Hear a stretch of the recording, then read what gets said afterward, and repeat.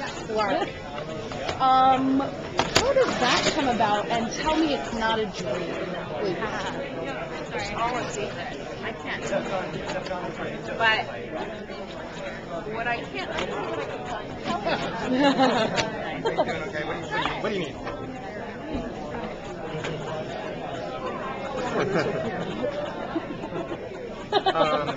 See, isn't it super when you're boss? It is one reality that we explore on the show. There we go. There you go. One of the realities. One of the realities. One of Lois's realities is that. If that makes much sense.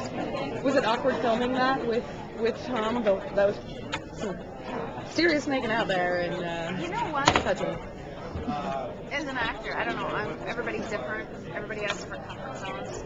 I think that it's a bonus if you trust the person you're working with and they're a gentleman, which he is.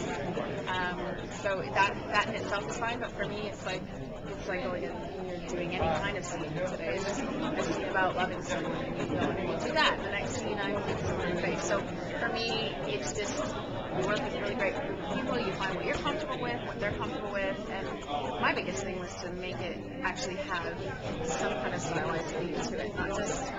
I tire of seeing just people make out movies. So it's the same as any scene.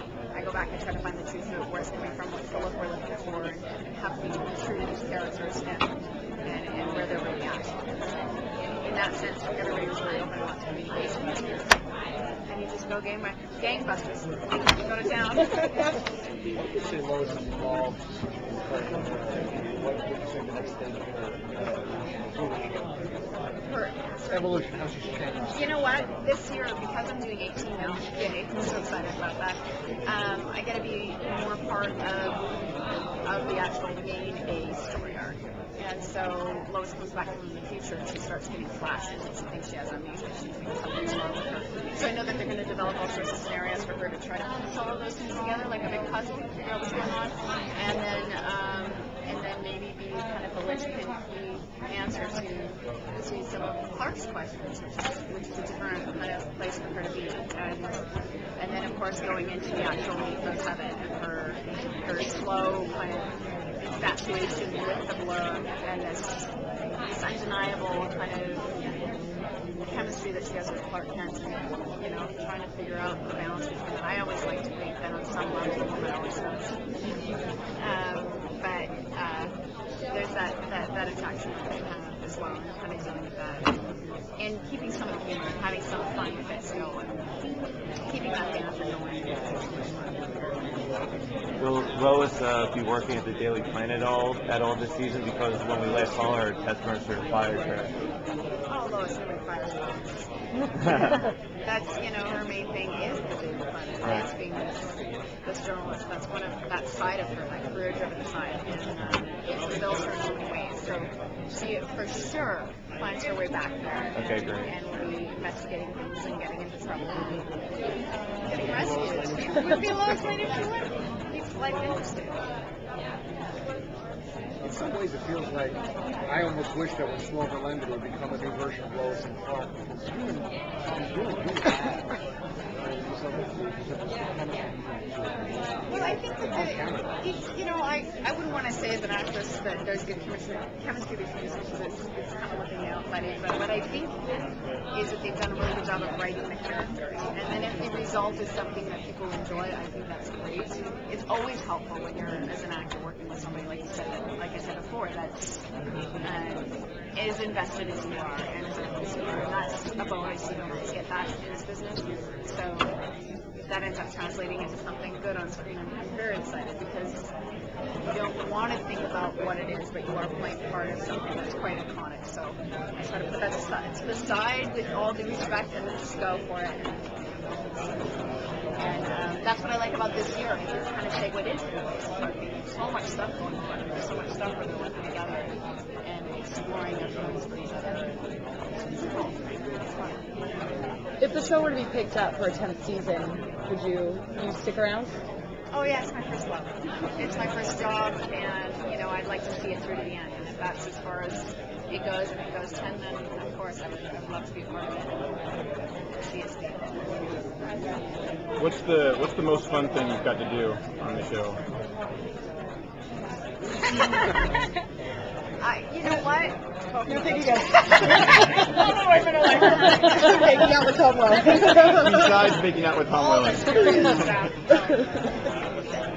It's hard to pinpoint, but I love how aggressive she is. I love that she goes in and goes gangbusters and gets herself into all sorts of trouble. I love that she doesn't feel sorry for herself and kind of implode.